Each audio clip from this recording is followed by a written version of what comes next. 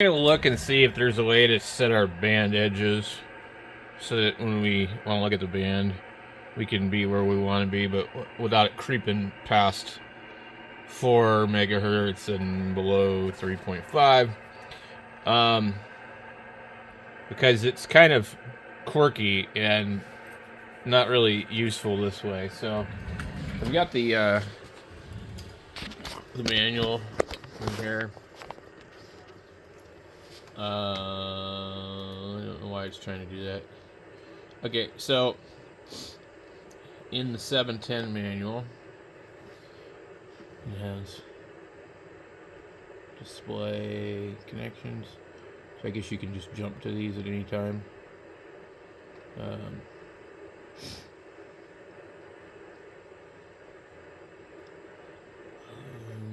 Display. What we really want to do is we want to find like spectrum waterfall.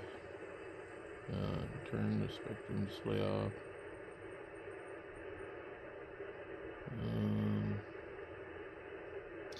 Information displayed on the scope. Center cursor. Scope display settings. Okay. So let's see what it says here.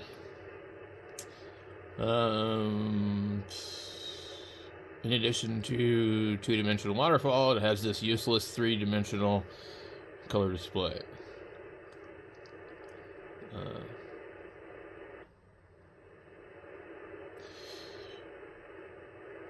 Center cursor fix switches the spectrum scope operation each time the key is touched.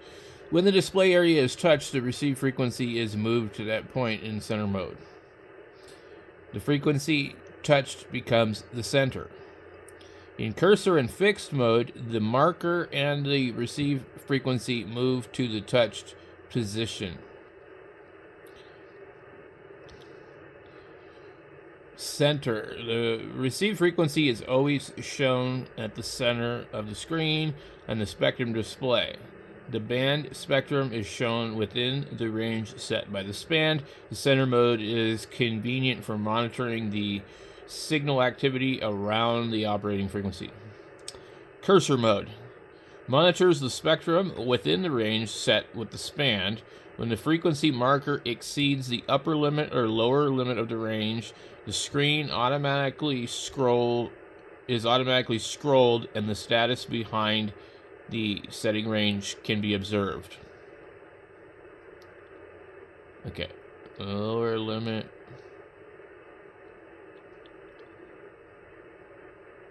The upper limit frequency, what does it say? At factory shipment, marker display is on. Okay.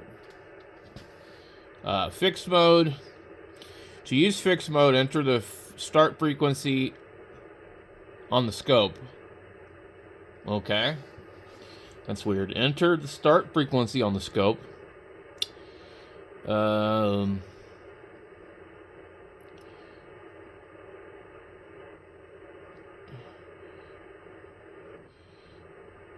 Fixed is displayed at the top of the scope screen. Press and hold. What? Okay. This is strange. So, to use fixed mode, enter the start frequency on the scope. And then it's kind of like goes into this and then says fixed display at the top of... Fix is displayed at the top of the scope screen. Press and hold fix while fix is displayed. The frequency input screen will be displayed and the start frequency can be entered. Okay. It just doesn't really get real specific about it. Let's come over here and try that. Get this thing to...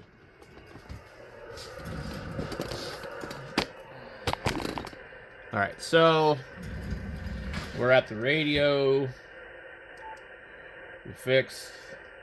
What did it say? It said it would be displayed right there.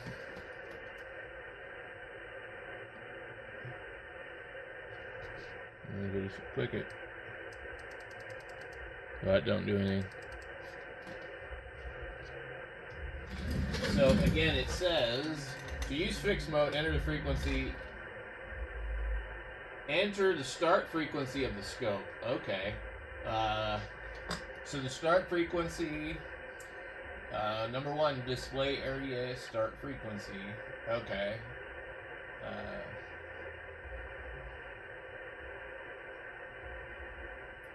Fixed is displayed at the top of the scope screen. At the top of the scope screen. Press and hold fix. But I see it there, but it's not doing me any good to press and hold it.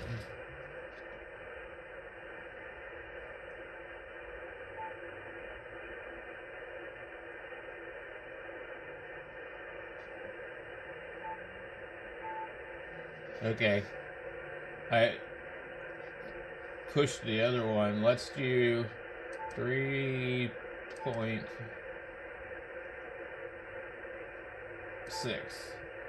Zero, zero, enter. Okay. So we'd be 3.6 to 3.7. We could change our span to 200. Now we will be looking at 3.6 to 3.8. Now what I don't want is 500K, but there is no 300 or 400. So now we're 100K out of the band, whether we like it or not.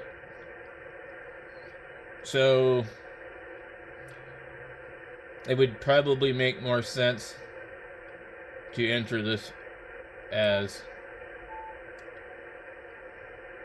3.5. Okay. So now we're 3.5 to 4. So it says to touch the fixed at the top of the band scope, but I don't know why it doesn't work.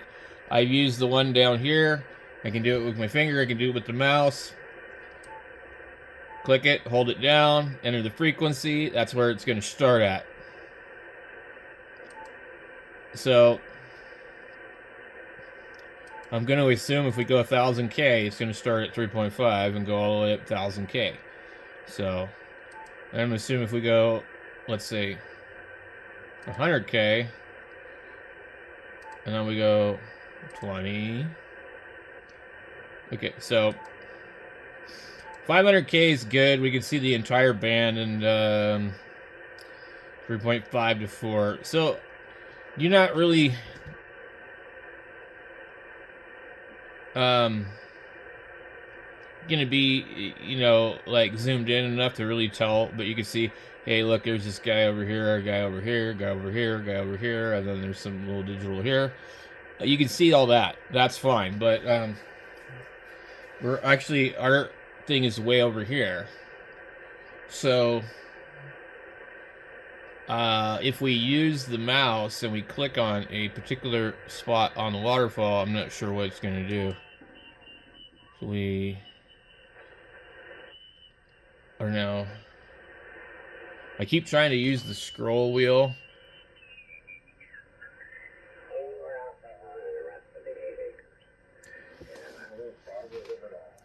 Okay.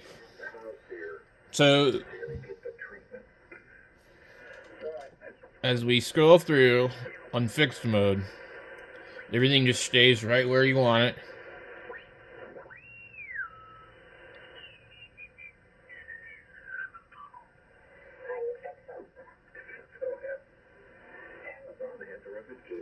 So that's cool. I think this is kind of the way I would prefer to operate this radio, is in fixed mode so that your edges are set, basically. You pick your span that you want to see. I can see the entire band. I would rather be 100K less, even 200K less. I'd rather be 3.6 or 3.7 to 4. I don't want to see any of this part of the band, 3.5 to 6. There's nothing there that I need to look at. If I'm going to operate digital, I don't need to look at it. I don't need to see if other people are on the band. So we really can't do anything about that. We can move this over, I guess. So 200. If we're looking at 200, we would be shy. We really need to look at 300, so it could be 3.6. Well, actually, we need 400. 3.6 to 4. And that would be the voice portion of 80 meters for the extra, all the way on up. So, unfortunately, we just can't look at it like that. It jumps from 200 to 500. There's not much I can do. 3.5 to 4 is what you got, you know. I mean, it's great.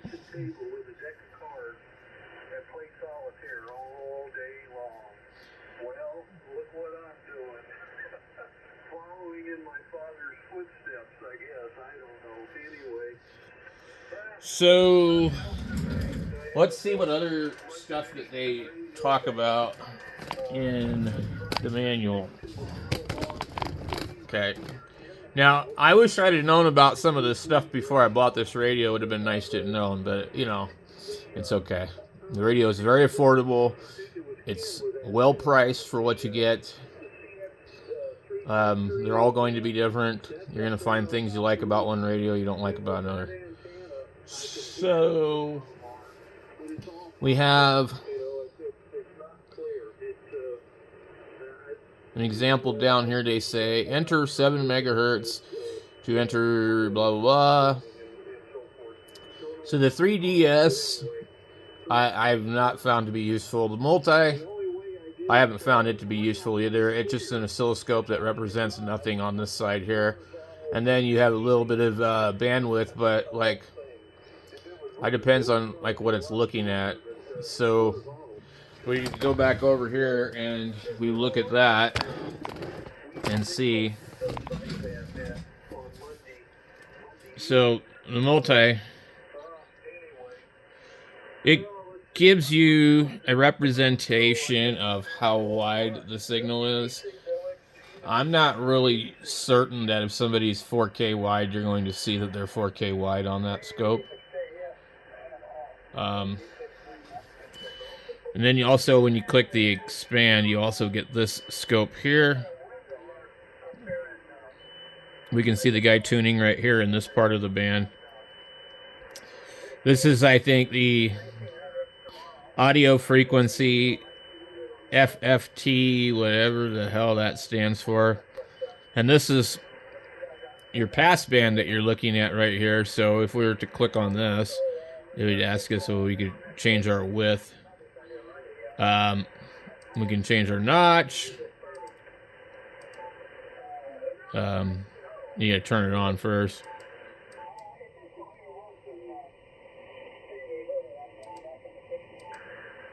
And then you have contour.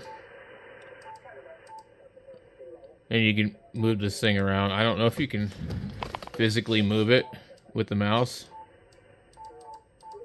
Apparently not. It'd be nice if you could, though. I have heard that there are changes, though, to certain things, so... So we really can't do anything with that. We can click on the level here, I think, maybe. Processor on, I don't know.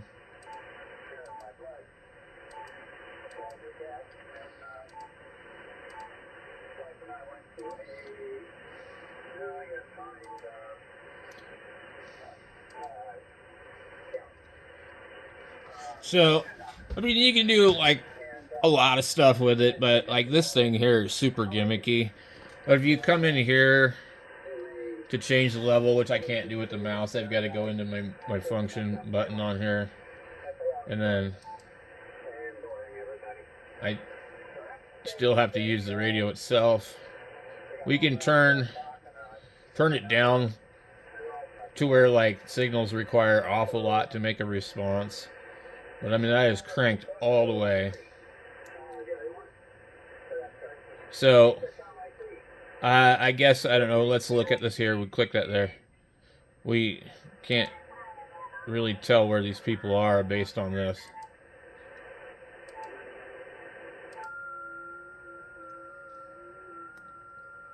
Let's see.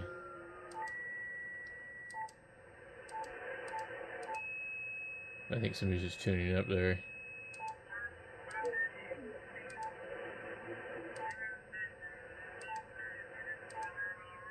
So, as far as tuning to things using this, it's not good. Okay.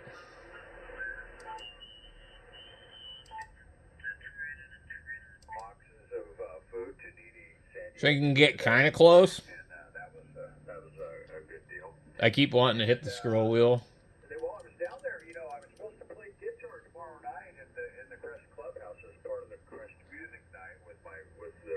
You can't really scroll these or change anything. You just like, if you click on this with the mouse, it'll pull that up.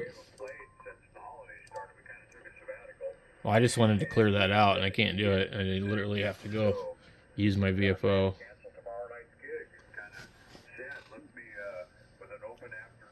So,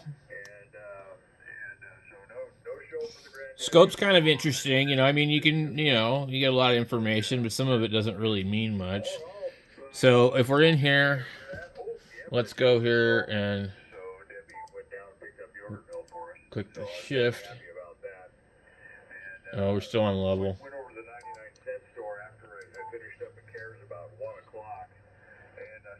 Can we see how it moves? So if somebody's nearby you, or you want to narrow up everything, you can do that with this. And I accidentally bumped the VFO because the knob is like quite close.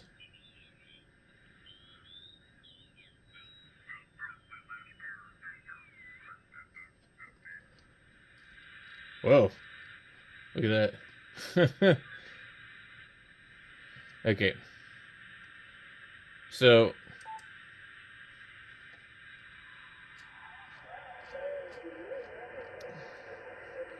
let's get this.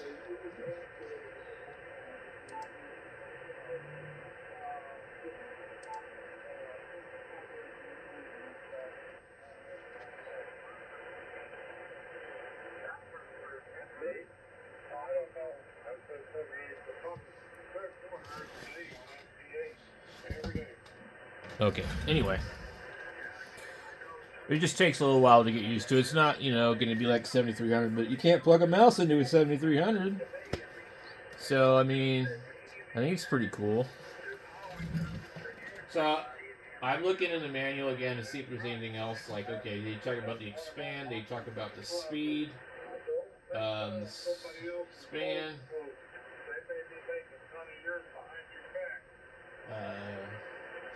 What I'm wondering is, okay, marker, color.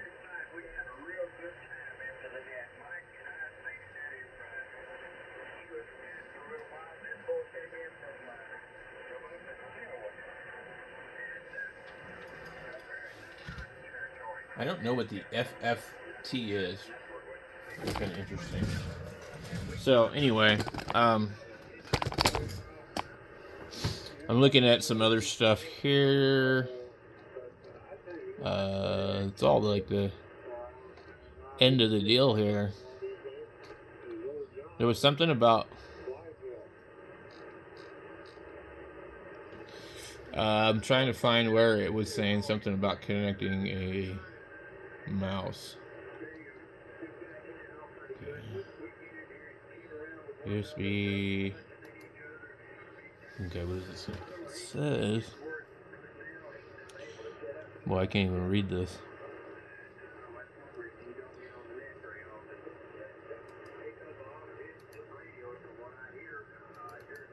USB. Connecting to a computer from this jack with a commercially available USB allows remote control by cat command from a computer. The jack can also be used for the input and output of audio signals and transmitter control. A USB driver is required for remote control from a computer. Download the driver from the Yaesu website. Okay, so that's the USB, the printer type. So number 9 is a regular USB. Connect a USB type keyboard or mouse. They can be used to select items on the screen or to enter characters. That's just all it really says. And if you haven't already been told this, do not hook an HDMI to a DVI adapter to your radio. You will cause yourself problems. If you cannot find a DVI monitor for this radio, then what you need to do is get the adapter converter box that Yaesu recommends. I don't know what it is. You can call Yaesu. They're really good about answering the phone, and they will tell you which one to use. If it is a DVI to HDMI adapter and it doesn't require external power, it is a straight through, and it's not good to use. So the units that have, like, they will go and it's like a little box that has multiple outputs. So that way you can go and convert HDMI to VGA, DVI, etc. And they all need power. And what they do is they're a one-way cable. They're not bidirectional. So a bidirectional HDMI to DVI cable will allow the HDMI display to send electricity back up into the radio, and that's what causes the problem. So I don't need to get into detail on that. You can do your own research on it. If you don't believe me, go ahead and hook up whatever you want and blow your radio up. Not my problem.